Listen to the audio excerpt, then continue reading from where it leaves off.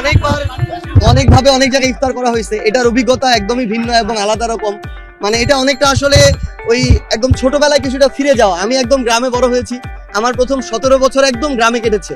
তো আমি গ্রামের এখানে চাচারা বলতে পারবে আর কি, ওই যে সকালবেলা ওই সকাল এবং দুপুরের মাঝামাঝি সময়ে যেটা হতো যে ওই ধান খেতে যারা ধান কাটতো ওইখানে ভাত নিয়ে যাইতো আর কি, ভাত তরকারি। তো আইলে বসে আমরা সবাই একসাথে মানে রোদ তাপতে তাপতে ভাত খেতাম আর কি।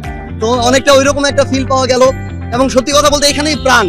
মানে আমরা এই যে শহরে একটা লাইফ, ইট কাঠের একটা বিল্ডিং, তার ভিতরে এমন কিছু মানে এমন খাওয়া, যেই খাওয়া শুধু মানে মনে হয় কৃত্রিমতা যেটার মধ্যে আর কি।